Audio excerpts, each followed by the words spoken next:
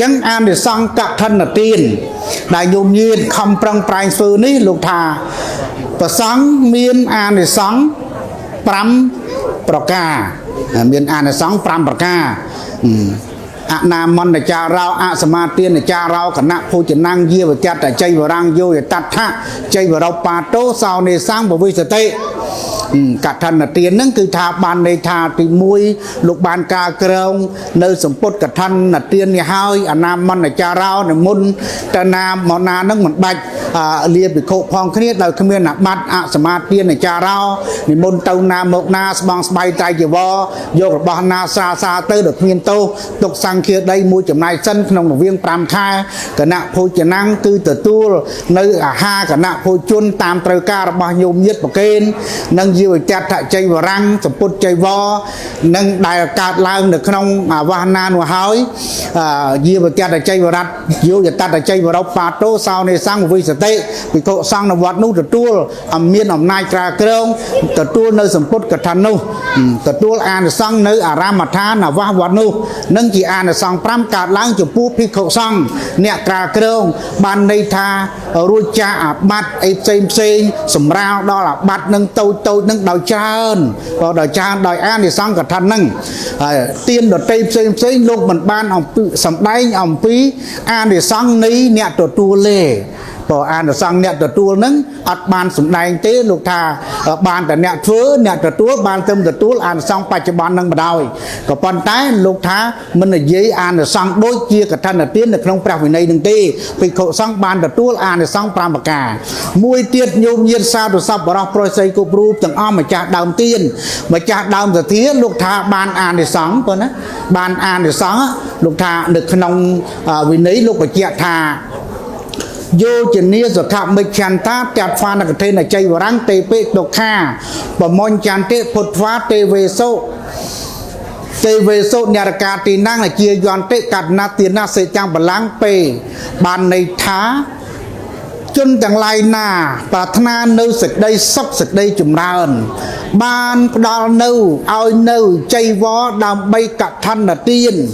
ជនទាំងឡាយនោះឯងរមែងរួចចាកទុកក្នុងទេវតានិងមនុស្សទាំងឡាយរមែងមិនទៅកើតក្នុងអបាយទាំងឡាយមាននរកជាដើមនេះលោកតាណាជាអានិសង្ឃជាបច្ច័យដើម្បីបិទនៅអបាយភូមិបិទនៅអបាយភូមិនោះជាអានិសង្ឃកឋិនទានមួយដែរប៉ុណ្ណាជាការរួមចំណែកនៅក្នុងជីវិតរបស់យើងក្នុងវិថីជីវិតរបស់យើងនឹងជាការបិទអបាយមួយបាទលោកថាអ្នករកាទីណាំងជាយន្តសេមិនតកើតក្នុងអបាយទាំងឡាយមាននរកជាដើមរមែងអន្តោលទៅក្នុងទេវលោកបាទទេវលោកទាំងគេហៅថាមានមនុស្សលោកមានទេវលោកទេវលោកឆាក់ទេវលោកគេទេវលោកទាំង6ជាន់មានចាតុមារាជការជាដើមឋានទេពតាអស់កាលដ៏យូរអង្វែងក្នុងឋានទេវលោកអានិសង្ឃលុះចត់អំពីទេវលោកនោះមកបានមកកើតនៅក្នុងអត្តភាពជាមនុស្សបាទបានកើតអត្តភាពជាមនុស្សហើយលោកបានជាធំក្នុងទ្វីបទាំង4ជាធំក្នុងទ្វីបទាំង4នៅក្នុងជាតិណាមួយទៅក្នុងជាតិណាមួយកើតក្នុងតកូល2កើតក្នុងតកូល2ប៉ុណ្ណាខត្តយាចាបិព្រាមណេហៃណេកលេនជាយន្តិតកូលព្រាមមួយតកូលប្រកបដោយធัวបកូលប្រកបដោយកលងធัวបកូលប្រកបទៅដោយភោគសម្បត្តិបរិវារសម្បត្តិបច្ច័យទាំងឡាយ4ហៃណេកលេនជាយន្តិតកូលដែលថោកទាបនោះមិនទៅកើតឡើយតកើតតកូលណាដែលខ្ពង់ខ្ពស់តកូលដែលខ្ពង់ខ្ពស់នេះលោកថាជាអានិសង្ឃកឋិនអានិសង្ឃកឋិនកើតឡើងចម្រើនឡើងចំពោះអ្នកធ្វើម្យ៉ាងទៀតលោកថាអានិសង្ឃ5ប្រការនោះកើតឡើងទៅទៀតលោកថាតក្ខបញ្ញាវិសារតោអ្នកបានឲ្យនៅចៃវរដើម្បីកឋិនហ្នឹងរមែងមានបញ្ញាច្រើនក៏មានបញ្ញាច្រើនកើតឡើងហ្នឹងគឺថាប្រកបទៅដោយបញ្ញារៀនឆាប់ចេះរៀនឆាប់ចាំណាលោកថាបញ្ញាហ្នឹង សុវណ្ណតារមែងមានរូបល្អណាមានរូបល្អដោយសារការដែលយើងបានធ្វើចៃវរបានតែធ្វើចៃវរដូចនាងវិសាខានឹងគ្រប់ជាតិគុកកំណើតនឹងរមែងប្រកបទៅដោយសុខភាពល្អប្រកបទៅដោយពណ៌សម្បុរល្អអាយុនឹងក៏យឺនយូរណាសុវណ្ណតាសរូបតាលោកថារមែងមានរូបល្អមានទ្រង់ទ្រាយល្អសន្តានាមានទ្រង់ទ្រាយល្អចក្រវត្តិរាជាហោតេរមែងបានជាធំនៅក្នុងទ្វីបណាមួយក្នុងជាតិកំណើតណាមួយបើជាបុរសលោកថាទៅជាអីហិភិក្ខុបងអីហិភិក្ខុនោះយ៉ាងម៉េចព្រះសម្មាសម្ពុទ្ធព្រះអង្គណាមួយត្រាស់ដឹងឡើងក្នុងលោកត្រាស់ដឹងឡើងក្នុងលោកហ្នឹងព្រះអង្គត្រាស់ដឹងឡើងហើយយើងកើតតន់ព្រះអង្គបើកើតតន់ព្រះអង្គហើយនឹងបានជាអេហេភិក្ខុនឹងបានន័យថាម៉េចពេលដែលព្រះអង្គទ្រង់ត្រាស់ដឹងឡើងហើយព្រះអង្គទ្រង់សម្ដែងធម៌ហៅចូលមកក៏បួសសំណាក់ក្នុងពុទ្ធសាសនាស្បង់ស្បៃត្រៃជីវរកើតឡើងឯងត្មងមានរបស់ទឹកត្មងបាទមានរបស់ទឹកត្មងកើតឡើងព្រមជាមួយនឹងព្រះសម្មាសម្ពុទ្ធព្រះអង្គហៅឲ្យចូលមកទទួលនៅគេហៅថាសមណៈនោះភាពជាសមណៈនោះកើតឡើងនៅពេលនឹងតែម្ដងពេលហ្នឹងក៏កើតនៅស្បង់ស្បៃត្រៃជីវរហើយក៏ព្រះអង្គសម្ដែងធម៌ដោយពធណាមួយទៅក៏យល់ចូលចិត្តបានសម្ដេចមគ្គផលជាន់ខ្ពស់បានសម្ដេចមគ្គផលជាន់ខ្ពស់មគ្គ4ផល4នៅពេលមួយក្នុងជាតិនោះដូចជាបញ្ចវគ្គីភិក្ខុអញ្ចឹងណាបញ្ចវគ្គីអេសីនោះពេលព្រះសម្មាសម្ពុទ្ធព្រះអង្គត្រាស់ដឹងឡើងក្នុងលោកព្រះអង្គប្រមាលមើលនោះសត្វណាមានឧបនិស្ស័យបន្ទាប់ពីអាឡារៈតបោឧតកៈតបោព្រះអង្គប្រមាលមើលទៅថាអភ័ព្វណាស់ទៅកើតទៅឋានព្រហ្មលោកទៅបាត់ជនណាមានឧបនិស្ស័យបន្ទាប់មានបញ្ចវគ្គីអេសីនឹងនៅឯណានៅនគរពេរិណសីព្រះអង្គក៏ទ្រង់យាងដំណើរទៅក៏ជួបបញ្ចវគ្គីអេសីនឹងព្រះអង្គសម្ដែងធម៌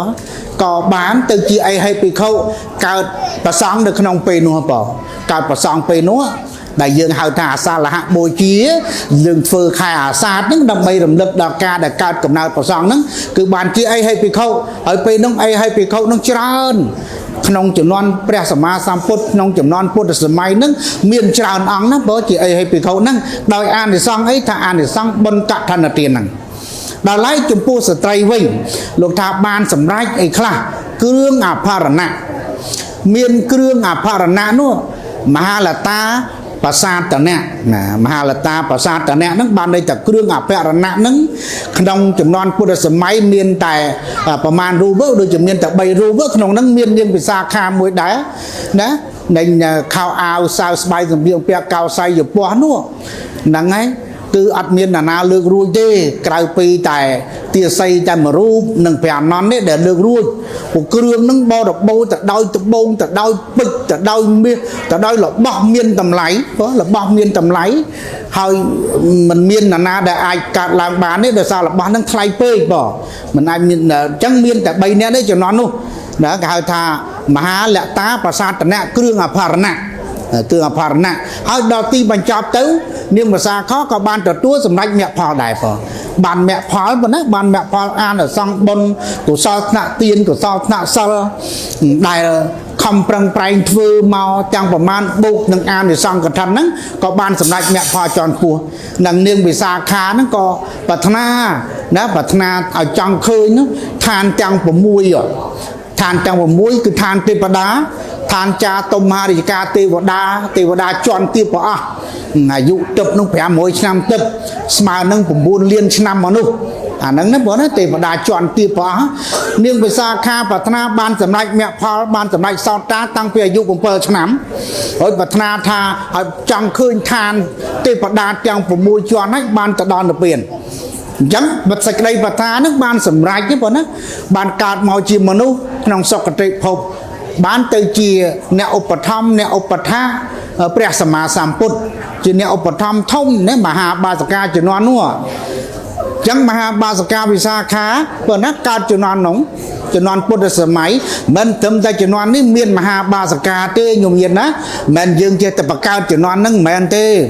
ការលើកទឹកចិត្តដល់ញោមញាតិមហាបាសកមហាបាសកាកមហាបាសកអគ្គមហាបាសកាពុទ្ធសាសនុបត្ថម្ភនឹងមានតាំងពីជំនាន់ពុទ្ធសម័យមកព្រះសម្មាសម្ពុទ្ធទ្រង់ប្រទានគោរពងារដល់នាងវិសាខាដែលជាអ្នកមហាបរិច្ចាគមហាអ្នកធ្វើទានដ៏ធំធេងក្នុងពុទ្ធសាសនាណាគាត់ដល់នាងវិសាខាដល់ចូលវត្តភិក្ខុសង្ឃមើលដៃថ្ងៃនឹងនាងវិសាខាមកបានអីណោះហ្នឹងហើយណាមានភេសជ្ជៈទៅពេលព្រឹកមានចង្ហាន់ពេលល្ងាចមានភេសជ្ជៈមានអីគ្រប់មុខចឹងពេលខែកឋិនទានមានស្វង់ស្បៃដៃចវឧបត្ថម្ភចំពោះពុទ្ធសាសនាព្រោះណាឧបត្ថម្ភចំពោះពុទ្ធសាសនាមានឧបការៈធំណាស់ចំពោះពុទ្ធសាសនានឹងនាងវិសាខាមានបជនដល់120បើនាងវិសាខាមានបជនដល់120ក៏ប៉ុន្តែរូបស្អាតនឹងមើលច្រឡំនឹងចៅនាងវិសាខាមានចៅ120ដែរក៏ប៉ុន្តែមិនដឹងថាមួយណានាងវិសាខាមើលអត់ស្គាល់សួរព្រះសម្មាសម្ពុទ្ធបរិស័ទសួរថានាងវិសាខាមួយណាល្បីល្បាញធំណាមហាបាសកាវិសាខានោះក្នុងពុទ្ធសាសនាហ្នឹងព្រះសម្មាសម្ពុទ្ធថាមើលទៅចុះចំណោមក្នុង120នាក់នោះមាននាងវិសាខាមួយហើយបូកទាំងនាងវិសាខាផង123នាក់ចាំមើលទៅងើបពេលតែងើបឈរពីណាហើយច្រត់ជង្គង់នឹងឲ្យនាងវិសាខាមែនណាញោមនើជារៀនណាតែជារៀនហ្នឹងអត់មានពីណាប្រឡប់បានទេជារៀនណាបងហើយចៅមានច្រត់ជង្គង់ឯណាគេមិនតាន់ចាស់គេទឹម8 10 20មានច្រត់ជង្គង់ឯណាប្រល់ក៏ប៉ុន្តែនាងវិសាខាមានអី120រៀងធំបន្តិចងើបឡើងក៏ច្រត់ជង្គង់បន្តិចដែរអូគេស្គាល់ថាអូនោះនាងវិសាខាក៏ប៉ុន្តែស្អាតហ្នឹងហើយយ៉ាងស្អាតហ្នឹងហើយល្អណាស់នាងវិសាខានេះអានិសង្ឃហ្នឹងបងណាអានិសង្ឃពីកឋិនទានហ្នឹងទៅអាសង្ឃពីកឋិនទានដែលបានធ្វើហ្នឹងណាហើយលោក120ទៅក៏ទទួលមរណភាពទៅបានទៅសម្រេចនោះទៅកើតនៅក្នុងឋានទេវលោកអញ្ចឹងនាងបានទៅតាំងពីឋានចាតុមហារាជការក៏បានឃើញទេវតានឹងរស់នៅប្រាសាទទឹកនឹងរបៀបម៉េចរស់នៅនឹងរបស់របរទឹកនឹងរបៀបម៉េចបានចប់ពីនឹងទៅបានទៅតាបតឹងតាបតឹងហើយចប់នឹងទៅយាមេឋានទី3ឋានទី4ឋានដុសិតបានទៅឋានទី5ឋាននឹមមានអរតីដល់ឋានទី6បរណិមមេតវស័យរហូតដល់នឹងបានសម្រេចគេហៅថាអរហត្តមគ្គអរហត្តផលចូលនៅពៀនតែហ្មងអត់ត្រឡប់មកកើតជាមនុស្សទៀតទេបងចូលនៅពៀនណាចាប់ហើយអស់ទុកហើយបានសុខអីសុខអមតៈនៅពៀនគឺសុខអមតៈមិនមែនសុខដូចយើងសុខមនុស្សទេសុខមនុស្សសុខបដោះអសន្នពេលខ្លះសុខពេលខ្លះទុកវាប្រែប្រួលបងមិនទៀងសោះសុខពៀនអត់មានប្រែប្រួលទេគ្មានជារៀបជាធិមរណៈក្នុងនឹងពៀនទេអត់មានទេគឺសុខអមតៈតែម្ដងនឹងបានព្រះសម្មាសម្ពុទ្ធព្រះអង្គទ្រង់សម្ដែងឲ្យញោមញាតិសាធុសប្បុរសប្រុសស្រីគ្រប់រូបនឹងប្រឹងប្រែងធ្វើដែលកើតមកបានតាំងអត្តភាពជាមនុស្សហើយមានភ័ព្វមានសំណាងមានឧបនិស្ស័យខ្ពស់បានន័យថាកសាងអីខ្លះបានន័យថាកសាងកុសលថ្នាក់ទានបានន័យថាកសាងកុសលថ្នាក់សិលបានន័យថាកសាងដោយសេចក្តីចម្រើននៅសេចក្តីល្អមានការអប់រំចិត្តមានភាវនាសមថៈភាវនាសមថកម្មដ្ឋាននឹងគឺដែលយើងបានចម្រើនពីនឹងទៅជាតិកំណើតនឹងគឺថាបានមកកើតជាមនុស្សលោកថាអញ្ចឹងលោកថាកើតមកជាមនុស្សកើតទេវតាទៅសាងអីថាកើតជាមនុស្សកើតជាទេវតានឹងសាងកុសលថ្នាក់ទានមួយសាងកុសលថ្នាក់សិលមួយបើថ្នាក់សមាធិលោកហៅថាឧបចារសមាធិឃើញណាឧបចារសមាធិនឹងកើតមកមនុស្សទេវតាដែរហើយបើត្រឹមតែទានត្រឹមតែសិលយ៉ាងហោចជាមនុស្សយ៉ាងម៉េចថាមនុស្សប្រកបដោយធម៌មនុស្សបរិបូរអីថាកាយសម្បទាបញ្ញាស្មារតីនឹងរឹងមាំមានបញ្ញាបាធិណាគេហៅថាតិហេតុកសត្វនោះសត្វប្រកបដោយអីខ្លះអលោភៈអទោសៈអមោហៈបានន័យថាសត្វនឹងប្រកបដោយបញ្ញាព្រោះណាអាចទទួលបានសម្រេចមគ្គផលបានហើយអញ្ចឹងមនុស្សដែលបានអាចតាំងអត្តភាពជាមនុស្សបានអាស្រ័យដោយកុសលថ្នាក់ទានមួយកុសលដាក់ថ្នាក់សិលមួយនិងមួយទៀតលើសពីនោះដល់ទេវតានិងឧបចារសមាធិអញ្ចឹងព្រះសម្មាសម្ពុទ្ធព្រះអង្គទ្រង់សម្ដែងឲ្យយើងបានកើតមកហើយនឹងឲ្យយើងមានការគិតគូរពិចារណាទៅលើវិថីជីវិតរបស់យើងនឹងកុំមានសេចក្តីធ្វេសប្រហែសកុំមានសេចក្តីប្រមាទនៅក្នុងវិថីជីវិតនេះកើតមកហើយលោកថាបានពីភ្លឺមកកាន់ទីភ្លឺចូលតិបរាយណូ ban một phứ mà can tì phứ ấy tới ban bị phứ hai con tư ná con tư ngờ ngất nhộm nhớ nè ôi bị phứ từ phứ được riêng tư ngờ ngất à bài phun buôn tập flot tới nhộm nó miền mà nó hai tư chỉ mà nó với nè thế mình tiền toạt đi mình tiền toạt lại à say từ đời ấy thả say có sọt nặng tiền có sọt nặng đi nhá đại dương prang phơi này ấy anh cát mau chim mà nụ bàn miền panh nhà của mình nụ khóc từ kia ra tiết làm miền panh nhà làm sâu miền panh nhà làm miền trọp sập bát trán làm miền phô sập bát trán làm ọt phóng làm hồng này nhiều mỡ hồng này sao mấy ọt miền tiền nấu hồng lẻ nè ọt từ tê từ món hồng lẻ nữa nhiều nữa hồng lẻ anh ấy mà khóc kia sao sập bô hồ hì dần đỡ bò được phô sập bát bò được va sập bát và chạy buôn thác co sáng nó vừa khóc kia vừa play kia cầm mang sạch tê vừa play tê dạ thì trang hay nằm ở đây tạ ta vậy cầm chỉ nè bài chạy sát áo buộc áo miên bẩn nát áo thay nô áo chim mình nô áo tê bờ đá anh prum lạ nặng lạ nứng họ này cắm co sang bài chạy tầng ó áo tê ở bài phút đợi cái sao là cắm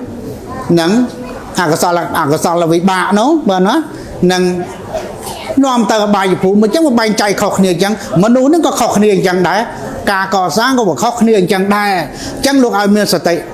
miền ca rồi lực trâu chia sama từ tệ ca rồi lực trâu miền sama sạch nâng cá vô trâu ai bàn cho bàn lo hơi phải cha rồi na được không vì thay chỉ vật ở bài lưới cả làm hơi cả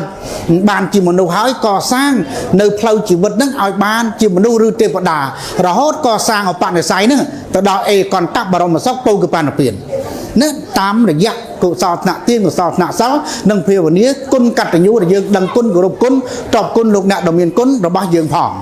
an thì xong cả thân đấy có chia chủng này mua đợt thông bắt ở bài phùm phóng ai co sang spin ở bàn để say đó còn tắc vào mà sóc phỏng